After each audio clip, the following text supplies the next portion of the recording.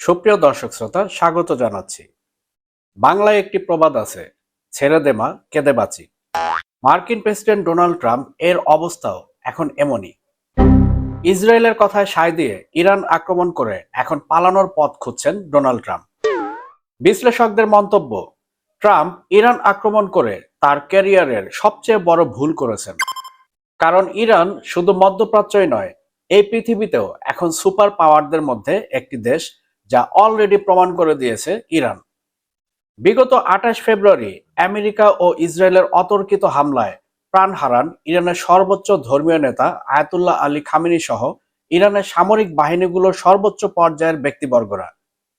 America ভেবেছিল মাথা কেটে ফেললেই ইরান হয়তোবা পরাজিত হবে, কিন্তু বাস্তবে ঘটেছে উল্টো ঘটনা, যা আপনারা ইতিমধ্যেই সবাই জানেন। এই যুদ্ধে ইরানের যা ক্ষতি হয়েছে তা থেকেও কয়েক গুণ বেশি ক্ষতি হয়েছে আমেরিকা ও ইসরায়েলের। বিশ্লেষকরা বলছেন, যেহেতু যুদ্ধের জয় পরাজয় হিসাব করা হয় কার কত ক্ষয়ক্ষতি হয়েছে তার উপর নির্ভর করে, সেই হিসাবে ট্রাম্প এই যুদ্ধে পরাজিত হয়েছেন। এখন কথা হচ্ছে, সামরিক ক্ষয়ক্ষতি ছাড়াও আমেরিকার কি পরিমাণ ক্ষতি হয়েছে তা আমরা আগে জেনে নেই। বিশ্ব অর্থনীতির কেন্দ্র হিসেবে বিবেচিত যুক্তরাষ্ট্রের শেয়ার বাজারে হঠাৎ করে বড় ধরনের ধাক্কা খেয়েছে।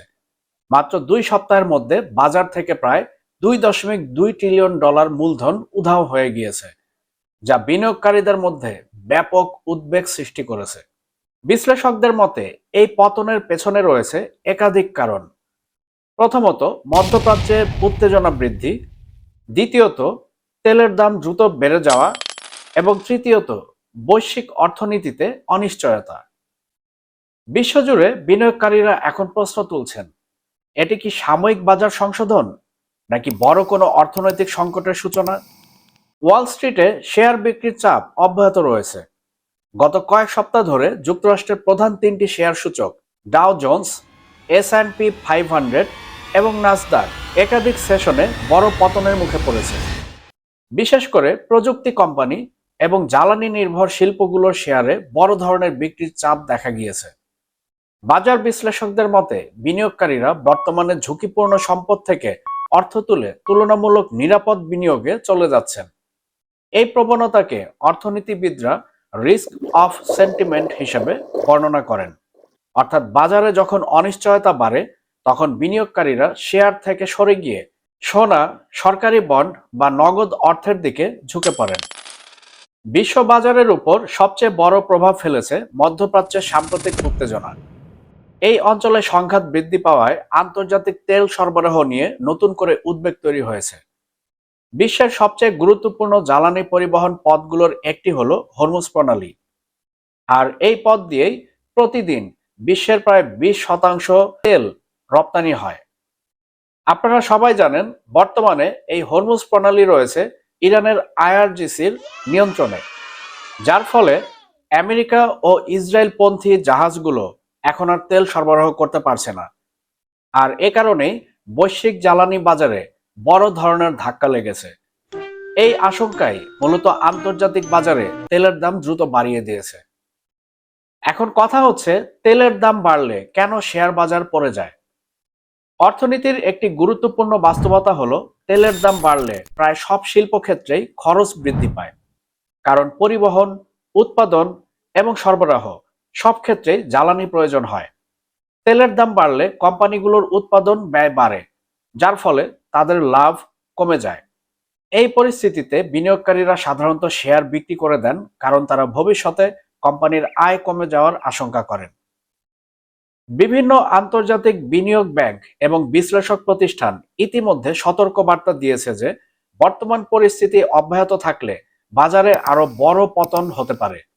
কিছু বিশ্লেষকদের মতে, যদি তেলের দাম দীর্ঘ সময় ধরে প্রতি ব্যারেল $100 কাছাকাছি বা $100 উপরে থাকে, তাহলে বড় অর্থনীতিগুলোর প্রবৃদ্ধি ধীর হয়ে যেতে পারে। এর ফলে বিশ্বজুড়ে শেয়ার বাজারে আরো বিক্রি শুরু হতে পারে। কিছু পূর্বাভাস অনুযায়ী বড় সূচকগুলো আরো 10 থেকে 15% পর্যন্ত নিচে নামতে পারে। অপরদিকে প্রযুক্তি কোম্পানিগুলো রয়েছে চাপের মুখে। মার্কিন প্রযুক্তি খাত দীর্ঘদিন ধরে শেয়ার বাজারের প্রধান চালিকা শক্তি ছিল, কিন্তু সাম্প্রতিক বাজার পতনের সময় এই খাতগুলো বড় ধরনের চাপের মুখে পড়েছে। উচ্চ মূল্যায়ন বা ভ্যালুয়েশন থাকার কারণে প্রযুক্তি কোম্পানির শেয়ারগুলো সাধারণত বাজারের অস্থিরতায় বেশি ওঠানামা করে। বিনিয়োগকারীরা যখন ঝুঁকি কমাতে চান, তখন তারা প্রথমেই এই ধরনের শেয়ারগুলো বিক্রি করে দেন। মার্কিন শেয়ার বাজারের পতন শুধু যুক্তরাষ্ট্রে সীমাবদ্ধ থাকে না, কারণ বিশ্ব অর্থনীতির অনেক বড় বিনিয়োগ তহবিল এবং পেনশন ফান্ড যুক্তরাষ্ট্রের বাজারের সাথে যুক্ত। যখন মার্কিন বাজার পড়ে যায়, তখন ইউরোপ, এশিয়া এবং মধ্যপ্রাচ্যের বাজারেও তার প্রভাব দেখা যায়। বিশেষ করে উদীয়মান অর্থনীতিগুলোতে বিদেশি বিনিয়োগ কমে যাওয়ার ঝুঁকি তৈরি হয়। বাজারের সাম্প্রতিক পরিস্থিতিতে অনেক বিনিয়োগকারী আতঙ্কিত হয়ে পড়েছেন। বেশ কিছু বিনিয়োগ তহবিল ইতিমধ্যে তাদের পোর্টফোলিও পুনর্বিন্যাস শুরু করেছে। তারা উচ্চ ঝুঁকির খাত থেকে অর্থ সরিয়ে তুলনামূলক নিরাপদ খাতে বিনিয়োগ করছে। বিশেষ করে স্বর্ণ এবং সরকারি বন্ডের চাহিদা কয়েক গুণ বৃদ্ধি পেয়েছে। ইতিহাসে এমন ঘটনা নতুন নয়। অর্থনীতিবিদদের মতে শেয়ার বাজারে বড় ধরনের পতন নতুন কিছু নয়।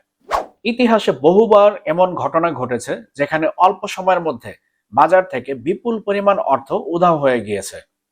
2008 সালের বৈশ্বিক আর্থিক সংকট, 2020 সালের মহামারীকালীন বাজার ধস, এই দুই সময়েও একই ধরনের পরিস্থিতি দেখা গিয়েছিল। তবে পার্থক্য হলো, বর্তমান পরিস্থিতিতে প্রধান চালিকা শক্তি হচ্ছে ভূরাজনৈতিক উত্তেজনা এবং জ্বালানি বাজারের অনিশ্চয়তা। বর্তমান পরিস্থিতি নিয়ে অর্থনীতিবিদদের মধ্যে বিভিন্ন মতভেদ রয়েছে। কিছু বিশ্লেষক মনে করেন এটি সাময়িক বাজার সংশোধন এবং পরিস্থিতি শান্ত হলে বাজার দ্রুত ঘুরে দাঁড়াতে পারে। অন্যদিকে অনেকেই সতর্ক করে বলেছেন যে এই পতন হয়তো বড় অর্থনৈতিক সমস্যার পূর্বাভাস হতে পারে। বিশেষ করে যদি জ্বালানি বাজারের অস্থিরতা দীর্ঘ সময় ধরে থাকে, তাহলে তা বিশ্ব অর্থনীতিতে দীর্ঘমেয়াদী প্রভাব ফেলতে পারে। এখন কথা হচ্ছে, ভবিষ্যতে কি হতে পারে? বাজারের ভবিষ্যৎ অনেকটাই নির্ভর করছে কয়েকটি গুরুত্বপূর্ণ বিষয়ের উপর। প্রথমত, মধ্যপ্রাচ্যের রাজনৈতিক পরিস্থিতি কত দ্রুত স্থিতিশীল হয় তার উপর। দ্বিতীয়ত, আন্তর্জাতিক তেলের দাম কতটা স্থিতিশীল থাকে। এবং তৃতীয়ত, যুক্তরাষ্ট্রের কেন্দ্রীয় ব্যাংক ভবিষ্যতে সুদের হার নিয়ে কি সিদ্ধান্ত নেয়। এই তিনটি বিষয়ে আগামী মাসগুলোতে বাজারের দিক নির্ধারণে গুরুত্বপূর্ণ ভূমিকা রাখতে পারে। 2 সপ্তাহে $2.2 ট্রিলিয়ন হারানো নিঃসন্দেহে মার্কিন শেয়ার বাজারের জন্য বড় ধাক্কা। যদিও বাজারে ওঠানামা স্বাভাবিক বিষয়, তবুও এই ধরনের দ্রুত পতন বিনিয়োগকারীদের উদ্বিগ্ন করে তুলেছে। বিশ্ব অর্থনীতির বর্তমান পরিস্থিতিতে বাজারের ভবিষ্যৎ অনেকটাই নির্ভর করছে ভূরাজনৈতিক স্থিতিশীলতা এবং জ্বালানি বাজারের উপর। পরিস্থিতি দ্রুত স্বাভাবিক না হলে এই পতনের প্রভাব বিশ্ব অর্থনীতির আরও বিস্তৃত অংশে ছড়িয়ে পড়তে পারে। এক হরমুজ প্রণালী বন্ধ করে ইরান আমেরিকাকে পরাজিত করেছে বলে মন্তব্য করেছেন অনেক বিশ্লেষক।